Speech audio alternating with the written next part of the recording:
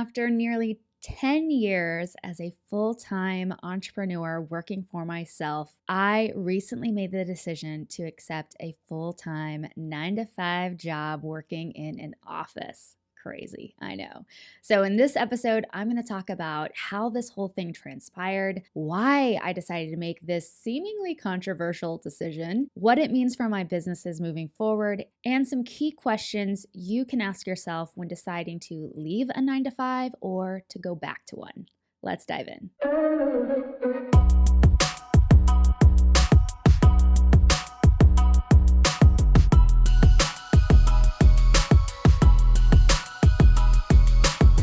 Welcome back to the Brazenest podcast, where we're all about helping you build a brazen, audacious, and badass business and career. I'm your host, Brooke Roberts, and like I said, today we're talking about my decision recently to go from entrepreneur to employee. But little secret, I'm still an entrepreneur. Now, before we dive into this content, and I'm going to be spilling all the tea on how I made the decision to go from entrepreneur to employee, I've created a rubric. Now, if you are like me and you need help making these types of decisions, I want you to download my quit guide. This is a guide where I've broken down how you can make the decision on whether to leave a 9 to 5 job, which I've done in the past, or whether to go back to a 9 to 5 job, which obviously I have recently done. So if you want some help and guidance on making that decision, I made a little rubric. It's quick and dirty. It'll help you decide like where you are in either of these decision-making processes. All right, let's go to the show. I've divided this episode into 4 chapters, if you will, of this story. And so let's start with chapter 1, how this whole thing transpired. So the first thing to understand is that I actually wasn't looking for a full-time job. However, I was at a crossroads in my life and my work and really struggling to figure out what is the next step for me. And as a type A planner to the core who always likes to know, like, what am I doing next semester, next year, next month, next decade? It was really, really hard for me to struggle with this idea of what is next for Brooke Roberts. And I'm sure many of you can relate to that idea of feeling basically frozen or paralyzed in time because you just don't know what to do next or you don't know which direction to go next. And I am very guilty of being stuck in that analysis paralysis. It's my Virgo. I can't help it. It's just part of me. So here we are. It's late summer, so it's around August 2021. I was on LinkedIn one day and a job came up on my feed, and it was Director of International Education at a local college where I live. If you don't know my story, my entire career is in international education and study abroad, and meaning I've worked at universities running study abroad offices. I've worked with private organizations, developing programs for universities and all over the world. I ran a large marketing company for this subject matter. I was director of operations for another company. So I've just done a lot in international education. It's my wheelhouse, if you will. It doesn't matter if you don't know anything about this industry. Just know that this is the industry that I've basically grown my whole career in. So when I saw this job come up on my feed, I was like, because it hit a lot of really important and attractive points for me in my value system, my priorities, all sorts of things. So here's what it was. First of all, it was at a community college. I know that might not sound super sexy to a lot of you, but I've worked for, very fancy Ivy League institutions and small liberal arts colleges and big Division I state universities. And for me and my understanding of higher education, and I'm not going to bore you with all that, but I really do believe in the mission and purpose of community colleges. I am an outspoken advocate for people being very aware of the detriment of student loan debt and how higher education is built on the backs of low-income first-generation college students going into massive amounts of debt to go to college. This is something that's very important to me, ethically, morally, as a public policy issue, etc. And so the idea of working at a community college, which is much more affordable, much more practical than many other higher education experiences, and then being able, this is part 2 of all these elements that really attracted me, of being able to enable students at the community college level to have a meaningful international study abroad experience, whether that's at home on the college through lots of cultural experiences and things we can do on campus, but also sending them abroad to go have a meaningful experience.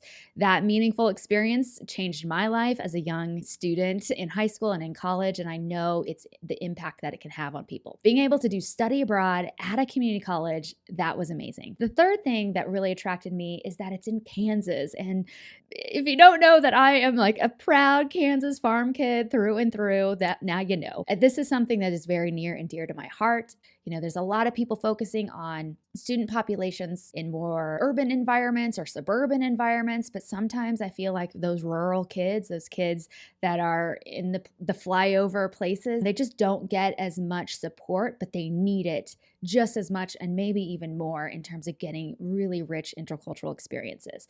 And so the idea of being able to have my life kind of come full circle of being a small town farm kid in Kansas to coming back after all of my adventures and experience and all these things to then help the next generation go and have study abroad experiences. Like, it's just too poetic. It's just chef's kiss. Like, it's the perfect story. And then being able to run an office, being at the director level, being really able to shape the direction of international education at the college was obviously spoke to my entrepreneurial side as well, where I get to build something and grow something and kind of mold an office and an initiative on the campus. Those were the reasons that this particular job post really sparked my interest, because I see a lot of job posts come up and I've been offered lots of jobs over the years within my industry and outside. And for various reasons, it just never clicked for me. But this just clicked in so many ways. And so that's how it came into my ecosystem. And I really waffled on whether or not to apply for several weeks. I was chatting with all my friends in international ed, like, should I do this? Should I not? They were all like, yes, you should. But I was like, what about, I'm an entrepreneur. What am I supposed to do with all of that?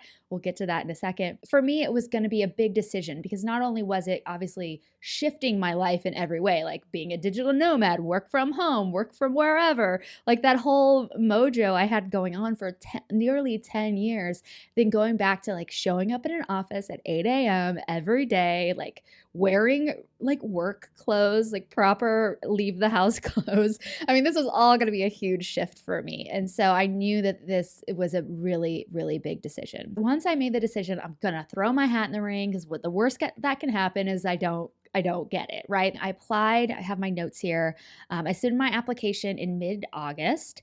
And then a couple of weeks later, I got an email inviting me to do a phone interview, a Zoom interview, basically with the selection committee.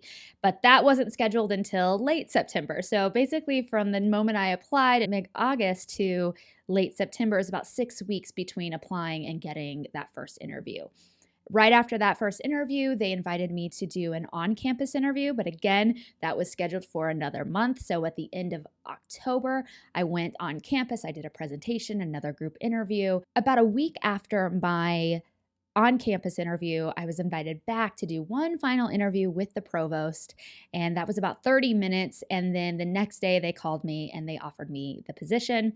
Then several days to negotiate my offer and all the things and the package, the salary, all that good stuff. And on, I think, maybe 3 days later, I ended up accepting the position and started the role on December 1st. So I have been working full time for almost 3 months now on the 9 to 5 grind, if you will, for about 3 months.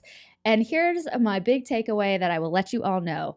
I really hate saying this, but I am loving it. And my situation is so different than some others, where if you've been working a 9 to 5 and trying to get the courage to leave it to start your own thing, or you've been side hustling for a long time and just not getting enough traction to justify leaving your 9 to 5, I get it. And I have been in those situations as well. But this is obviously very unique to me. This was like the perfect job at the perfect type of institution in the perfect place at the perfect time. And it was sort of just magic that it all kind of came together in the way that it has. I'm so happy that I've accepted the job. I am still learning so much, because the last time I worked on a college campus was 13 years ago.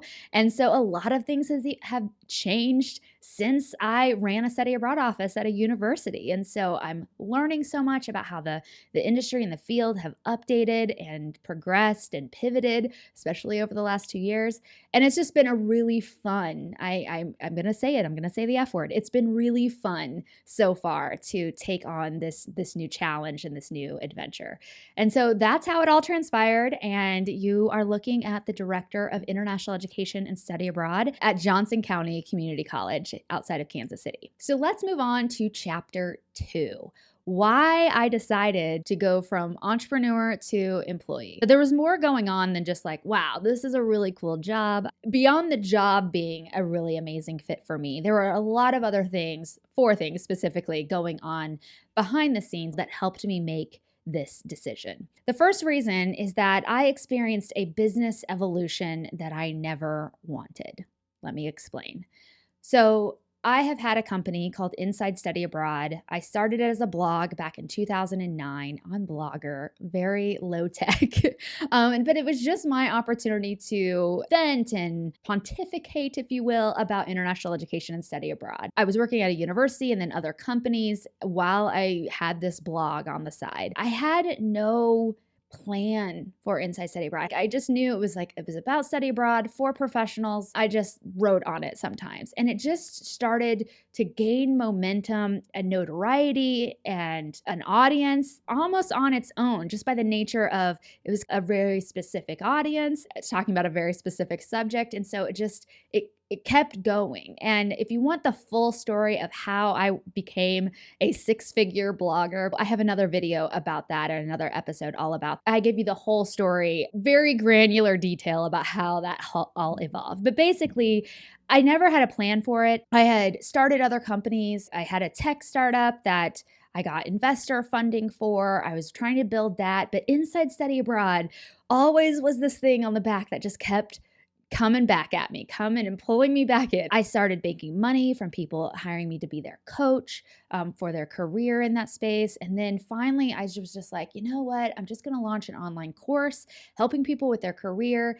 And it's going to help me not have to trade time for money. I'm just going to put all my ideas in this course and people can buy it and they'll know everything I think about growing a career in international education. And it was great. And I had no idea that it would take off the way it did. My first launch of that program made over $25,000. And all of a sudden I was like, oh my gosh, this could be a real business. And so I leaned into that and I started growing this Inside Study Abroad business all about growing your career in international education. And it just took on a life of its own. In 2018, I made a pretty big decision. I remember I was sitting at a cafe in Buenos Aires in my big digital nomad year, and I knew that I wanted to step away from Inside Study Abroad eventually. I didn't know when, I didn't know exactly how, but basically I had built a business that I never wanted to build. Now, I'm not saying that that's not something that shouldn't happen in business. Your business should absolutely evolve as you evolve, as the industry you're in evolves, as just human behavior evolves. All of those things are going to play a role in how your business progresses over time. But where I screwed up in building this business is that I knew a lot about study abroad. I was good at it. It was something I had already built a career in, but I didn't want to build a business in study abroad. Unfortunately, I spent, the next 3, 4, 5 years building Inside Study Abroad, just knowing deep in my core that this is not what I wanted to be talking about the rest of my life. This is not the business I truly wanted to be building, but it was making great money and I was serving so many amazing people and helping them grow their careers. And it was working in so many ways, but to my core, I just knew that this wasn't forever for me. And I really didn't know how to exit it or leave it behind, etc. I knew I wanted to launch Brazenest. I had this bigger vision for the people I could serve and how I could empower people to build careers and businesses and just lives that go against the grain and doing it unapologetically, because that's been my whole life of doing things kind of against the grain. not what people expect of me, and really charting a course and a pathway forward that does not fit the norm. A lot of people won't understand, but I knew it was right for me, my soul, and who I was and what I wanted to be when I grow up, so to speak. And so I want to empower and tell the stories of more people doing the uncharted path and doing it unapologetically. That's the whole brazen piece. So I knew I had this other thing I truly wanted to do. And I was like, I want to start this podcast telling these stories. And that was really where the beginning stages of brazenness started to percolate. It was back in 2018. Another lesson here in all of this is be careful what you tell the universe and what you wish for. I knew I wanted to leave Inside Study Abroad eventually and exit that business in some capacity. But I didn't have either the courage or my other idea, brazenness, just, it was new. And so it wasn't making hardly any money yet. Giving up something that was making money, kind of like leaving a 9-to-5 job to go onto something that you just don't know. Is it going to land? Is it going to work out? Are people going to be excited about it? Will you be able to earn a living from it? And I was so nervous about taking that leap. And if you followed my journey for a while, you've seen me like start and stop many times because of this issue. Well, then 2020 hit, y'all. And 2020 was like, you want to leave your business? Great. We're just going to create something that happens in the world where your business just won't exist anymore. As you can imagine, when the great illness took over all of our lives back in March of 2020, it decimated the study abroad industry, the study abroad space. And as a result, my business was also basically decimated overnight. I was helping people grow their careers in this very specific industry, and now this very specific industry was laying off thousands of people. The product that we offered was just not happening. Nobody was studying abroad. Universities were laying people off. I mean, it was just a really scary and sad and depressing time for the field of international education. And so as a result, there weren't a lot of people going, yes, I would love some coaching to launch a career in this space, especially for I will call it about 16, 18 months. It was very, very, very rough on my business. 20% of what my normal revenue would be in a year. Felt like the universe was like, we're going to not give you any more excuses not to go after the thing you want to do. But did I listen? No, I didn't listen. So when my business basically disappeared overnight, I had some big decisions to make, and I took time. Luckily, I had savings. So I spent basically the second half of 2021 really trying to figure out what is it that I'm going to do next, kind of leading to then all of a sudden I'm on LinkedIn one day and I see this job come up. And as you know, how that transpired over the next several months. And it really just came at a really beautiful time in my life where I knew I didn't want to grow Inside Study Abroad anymore as a business. But my other idea hadn't really taken off yet, really hadn't grown any real momentum. And I felt guilty working on this other project because I knew I had a business that made money. And if I wanted to make money over there, I would just have to work harder and push. All the while knowing that I didn't really want to be doing that anymore. As a result, that led me to this decision of, if I want to grow the business I truly want to grow, which is Brazenest, it made a lot of sense to take a job in an industry, in a type of position that I've already done before, that I know a lot about. It just fits. It just is a perfect fit for me. I don't have to learn a ton of new stuff to do this role.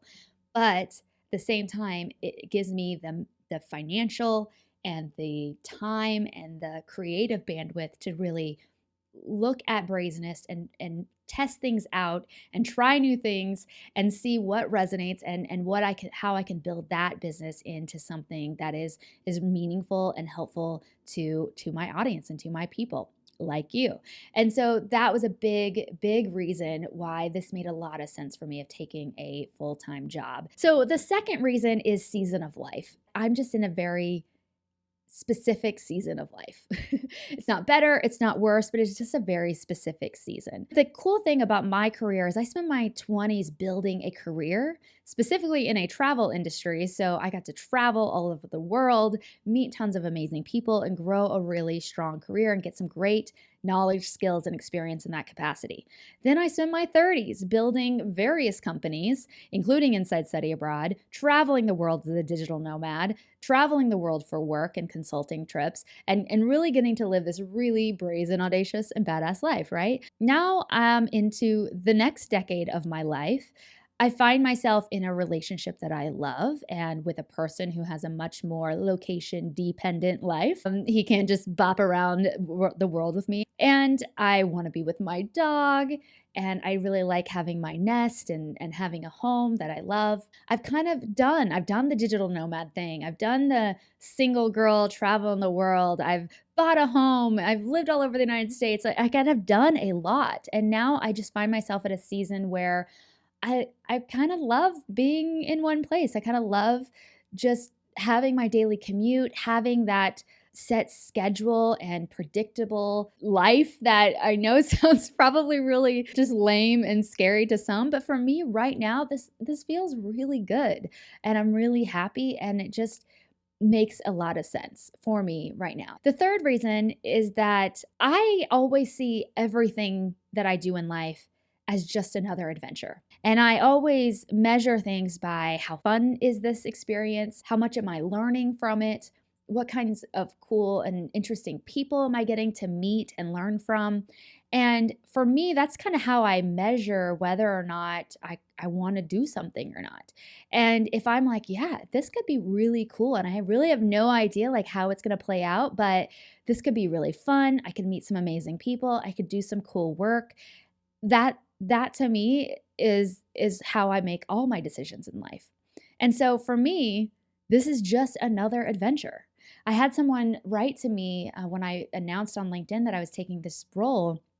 They wrote to me that they were so shocked that I did it. I just thought to myself, they really don't know me at all. Like apparently they think they know me well enough to message me that. But second of all, they really don't know me at all because I have always made the most brazen, audacious, and dare I say badass decisions to live a really full and diverse and exciting, adventurous life. And for me, this totally tracks with every other decision I've ever made. So yeah, that's what I'm gonna say is this is just another great adventure. The adventure could last a year. It could last 5 years. Hell, I could retire from this college. Who knows? I can't predict the future, but I know that I'm gonna keep doing it until it's no longer fun, until I no longer get to do great work, and until I'm no longer working with cool people. And that's how I'm making the decision. The fourth reason I'll talk about is mental health.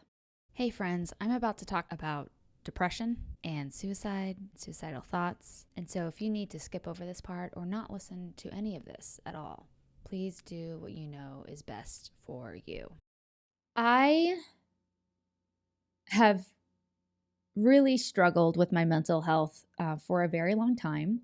I've talked about it a little bit on the podcast in previous episodes, but back in college, I was diagnosed with clinical depression.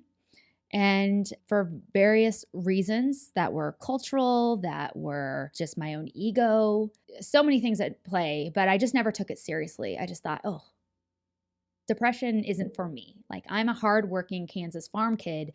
We don't get depressed. We just work harder. We just toughen up and we put our big girl pants on and we just move forward. And being depressed is like something either for the weak or the wealthy or something, but it's not for me.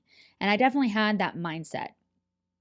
And as a result of not truly dealing with this depression, I developed some very damaging habits. It included disappearing into my work so that I could avoid truly processing childhood trauma, sexual assault, an insane amount of self-hate and loathing and self-harming. That's just how I dealt with my depression. I was just going to work and I was going to be a rock star in my career, in my businesses, and that's what I was going to focus on. As you all can imagine, as much as we talk about mental health nowadays especially, there was not a great strategy, and it definitely made me struggle quite a bit.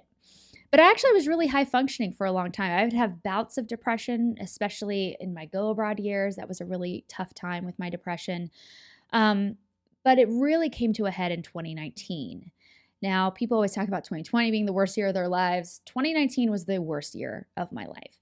I had come back from traveling full time, I had this business that was growing, yet I didn't want to be growing it. That my tactics of like diving into my work weren't working for me because I didn't want to be doing that work. It was sort of like I had been treading water and the water had been up to my chin and I was fine. But then somebody added a bunch more water and I like my toes could almost touch before, but now they couldn't touch. So I was truly treading water. And it was just like, it was right up at my nose, the water. And I was just like suffocating, almost suffocating, just struggling to take breaths. And 2019 was really, really hard. I spent a lot of time contemplating my own death and if I had any value to bring to the world, that maybe like all my struggles with deciding on a direction with my career and my businesses was really just because I didn't have anything to offer. And so maybe I should just call it quits. I've lived a great life. Maybe it's time to move on to the next arena, which are not great thoughts. It's really dark.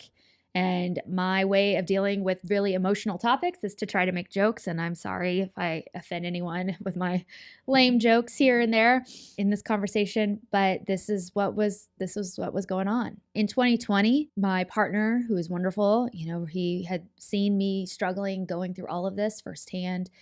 And I already knew that I needed help, but he really called me out and said, you really need help. Whatever that help needs to look like, you need it. And so I got on antidepressants. I started going to counseling. In counseling, it became really clear after several, sessions with her, talking about how basically I had burnt myself out over the almost 10 years of being an entrepreneur. So when you start a business, any kind of business, and the buck stops with you, that's how you're earning your income. You have no other income to fall back on. You don't have a spouse to fall back on. You don't have a trust fund to fall back on. You don't have anything, maybe then your own savings to fall back on. It creates a very heightened sense of just consistent stress. There's no like, ooh, stress, and then it comes down. It's just like it's like a low, slow burn of stress constantly. And after living with that murmur of stress in my life at a constant, consistent level, while on the outside it might look like I was doing really well and loving life, and I was in a lot of ways, the insides, emotionally and probably physically as well, I was just fraying at the ends and just like constantly in a state of tension and fear and self-loathing and burning myself out internally. Even though I was on medication and going to counseling, I was still struggling with this like constant state of depression and really not knowing what to do next. And then being in counseling, talking about these really hard issues, things from my past, from my childhood, from my adulthood that have been really traumatizing is the best way to describe it, but that I always kind of brushed under the rug personally, just saying, oh, it's not that big of a deal. Don't be weak. You're tougher than this. You're stronger than this. You don't let it get you down. Like you're a badass. Like all this, like trying to pump myself up in one moment, and then the next moment being like, you suck for still struggling with this. You're a horrible person. You're a horrible business owner. You're just horrible in every way. It's like, God, there's two competing voices in my brain at every single moment. It was really, really hard to grapple with. And that's what I was struggling with all through my 20s and my 30s. And when I told my counselor about this job and I gave her the rundown like I'm giving you all about like why it would be really great for me from just even a professional standpoint and why it kind of speaks to my soul. And I just happened to mention off the cuff about how, and this might be my opportunity to finally let Inside Study Abroad go. And she really agreed with me. She thought this was, so much of my mental health was wrapped up in my sense of purpose and not feeling a sense of purpose with the business I was running and feeling directionless, feeling worthless, and that this could give me that direction and a little bit of that purpose, although you don't have to find your purpose in your work. But for me, I needed that structure while I worked on building something else. And whoever knows what brazenness could turn into and how it could evolve, but I now could let myself do it, let myself fully open up to the idea of building this because I had put in some structure through having a full-time job. And so that was a big reason why I knew I wanted to take a full-time job, getting up every day, showering, putting on nice clothes, doing my hair and makeup, driving to work, sitting in the office and having a focused purpose every single day has been magical for my mental health the last 3 months. Will I say it'll always be this way for my mental health? Maybe not. Who knows? I don't know. But right now, it is the perfect move for me, for my mental health. And I can't wait to report back in a year from now after I've been in the role for over a year. And I can let you know how this has progressed. But for me, this was a really important part of bringing back this structure and direction in my life because it was getting pretty scary there for a minute. I have to tell you guys that I have had to re-record this section many times. In some instances, I was just uncontrollably crying, and so that wasn't really fun listening or watching experience. And then other times I was just trying to keep my stuff together. And so it was almost too cold, like there was no emotion. And so hopefully this last take is the one that is going to work out. So this hasn't been easy for me to talk about and truly admit a lot of these things because I want you to trust me. I want you to believe that I know some stuff and that I can help you with your business and your careers. But at the same time, I'm also not perfect and I have massive gaping wounds and flaws and I'm still learning and testing and trying things out myself. And yeah, so there you go. Those are the big 4 reasons why I decided to take a full-time job. All right, now chapter 3. What does this mean for my businesses? And does it mean if you go from entrepreneur to employees, does that mean you're a big fat failure? So let's just talk about the failure piece real quick. I did struggle with this at first. Does this mean that I'm a business failure, that I'm getting this job? Now, do I think that businesses fail? Absolutely. I would say my first business, Yoga Travel Tree, it had success, but it wasn't a knock it out of the park success. So is it a failure? I don't know. I still don't think of it as a failure, but I don't think it was a winner. There you go. We're going to call it a draw. I think that anybody who might think that this decision is a business failure is not an entrepreneur. I think any other true entrepreneur who has been in the arena, who knows what it takes to build a business, one, they'd be like, honey, you have been out there fending for yourself basically for nearly a decade. That is winning. That is having businesses that can pay you, that can pay for your life, can pay for a team, can pay for the administrative overhead. That is amazing that you're able to, and that's a success. Did I build $1 million company? Not yet, but maybe I still will. I just don't see this decision as a failure. So if you are struggling with this, if you are currently an entrepreneur and you are struggling with this decision is not failing. This decision is making the right choice for you based on the data and information that you have at this moment in time. And the cool thing about this, just like with your business or just like anything else in life, is that it's not permanent. It doesn't have to be, at least. You could take a job tomorrow and you could kick ass at that job for the next 6 months, 6 years, whenever. And you could do amazing work in that role and then decide, oh, I have another business idea. Or now I can go back to my original idea and I have better information and data, experience and knowledge that I can apply to that company. Whatever you decide to do right now, just know it's not permanent. In my opinion, no, going back and getting a job after entrepreneurship is not a failure. So if anybody tries to tell you that or tries to give you that kind of energy, first of all, cut that human out of your life because you do not need that. Block, unfollow, etc. And 2, know that you are just moving forward. You're smarter now. You have more experience. You have better skills.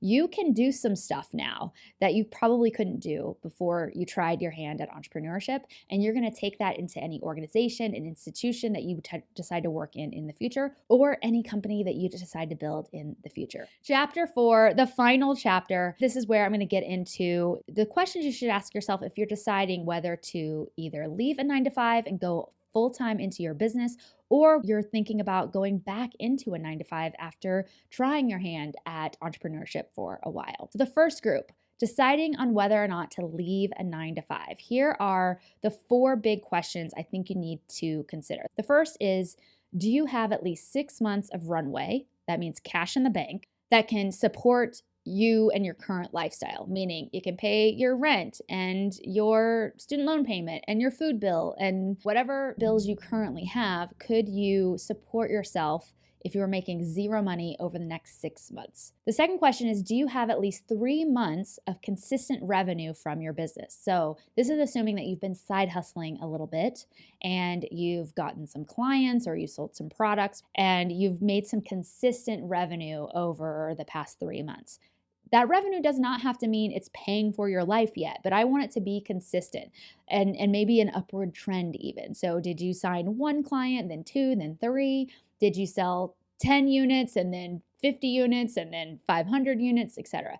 Are you seeing consistency in your revenue month over month? And is that happening for at least the last 3 months? The third thing is, do you know who your target audience or your target market is? This is really key. So if you want to start a business, I want to sell this product, et cetera, more importantly than the product, you need to know who you serve. Who is it that's going to buy your stuff, whatever that stuff might be? This is, I think, more important than knowing your niche. You need to know your target audience. You need to know your target audience. I have a very specific target audience for Brazenest. It's for people who want to build a career, who want to build a business. They also have an inclination for adventure and travel and want to live a life or have a career or business that allows them to travel and see the world and have cool explorations all over the globe.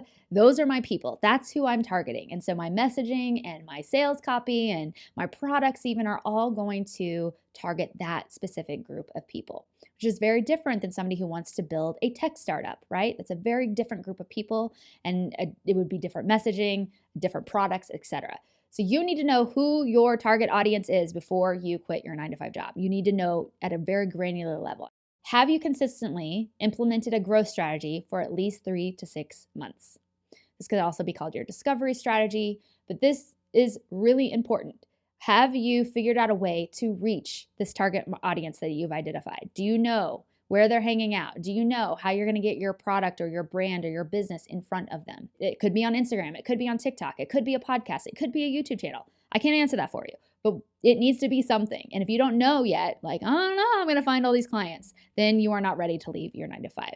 If you answered yes to most of these questions, you might be ready to leave your 9-to-5, but you don't have to. But I'm just saying you might be ready. If you answered mostly no to most of these questions, then I don't think you're quite ready. I actually created a download for this. It's called How to Know When to Quit, Leaving a 9-to-5 or Leaving Your Business. And I made a little rubric for you. So let's get into if you're considering going back to a traditional 9-to-5 job, whether it's in an office, working remotely for someone else, etc. Let's say you're at a stage where you're like, maybe this sounds good. Kind of what Brooke describes sounds good. I like the idea of having that consistent income, or I like the idea of having an office to go to every day, or I miss dressing up for work. I don't know, whatever it is that might have piqued your interest, or if your business just isn't doing that thing for you anymore. Here are 5 questions to consider when deciding whether to go back to a 9-to-5. Has your business made consistent revenue over the past 3 to 6 months? Are you making any money? Do you still enjoy or want to build this particular business for this group of people? So like before, we talked about having your target audience, which is really important. Do you still want to serve that target audience? Are those still your people? For me, as much as I love my colleagues in international education, and I'm always happy to chat with people about my career in international education, I feel like I just said everything I want to say about that. And I kind of want to move on from talking about careers and international education. So for me, this answer was very much, I no longer really want to do this business. This is not what I want to be doing anymore. Have you consistently implemented a growth strategy for at least 3 to 6 months? This is really largely depending on at what stage of business that you're in. You're like, it's not working. My question to you would be, have you actually tried to grow? Have you been consistent with your hub content every single week? Have you been active on a particular social media channel where your audience hangs out? Have you done partnerships and collaborations? Have you done cold outreach? Like anything, have you committed to some kind of growth strategy for at least 3 to 6 months? If you haven't, then maybe you haven't given your business its full gusto, its full college try, as they say. Now, if you've been in business for a while and you feel like, no, Brooke, I have been lock steady doing all the quote unquote right things that everyone tells me I'm supposed to be doing, and I'm still not seeing any traction, obviously there's some kind of misalignment. It's either the product market fit, right? You might be targeting a market and having a product that don't quite fit together. It could be that you need to focus more on your presentation and how you talk about your subject matter so it reaches the right people. Maybe you haven't even gotten around to launching a product yet to sell, and so that's why you're not getting any traction. The whole 3 to 6 months of consistent growth strategy piece is really important, because I don't want you to go back to a 9 to 5 because you think, oh, I can't cut it as an entrepreneur. You just may not have given it the full effort that it deserves. Or, you might need to hire a coach or get some other guidance to help you find a better alignment in your audience and your product suite. The fourth question is, do you have plenty of money in the bank to keep working on your business for the next 3 to 6 months, even if you're not making money? Can you keep working on your business and not make money, but still have enough money to pay for your life? That's a very yes or no, cut and dry question. Do you have enough money to keep going? And so the fifth question, and this is getting down more to your soul, to who you are inside, is if money weren't an issue, would you still want to build this business? Yeah, that's a tough one, because, sometimes, like in my situation, you might be like, wow, this business has served me really well. I've learned a lot in this process. I've served some amazing people. It was fun for a bit. I just don't want to be doing this anymore. And here's where this question really helped me. It was, if I was making $1 million a year with this business, would I still want to do it? And for me, the answer was no. Now, I'm not driven by money. I don't need a lot of money to live a very lovely life. But for you, this question might be like, oh, wow. If this were doing well, I would love this business, and it was making lots of money, it would be perfect. I would love it. But if I'm making zero, do I still love the business? I can't answer that question for you, but it's something for you to consider. Now, if you answered no to most of these questions, then it might mean that you're ready to pivot back to a full-time job. Like I said before, even if that's true, you don't have to. I'm just saying this is some data points for you to collect and make a better decision for yourself. Okay, there you have it, y'all. Why I made that decision, how it all happened, some things for you to take away in terms of understanding how you can make this choice for yourself. And again, just download that rubric I created for you with these big questions. That's at brazenest.com/quit. And hopefully you find some value in that. Thank you so much for watching and listening. And remember that every day you postpone a dream, you weaken it a little. So get out there and make some magic happen. Cheers.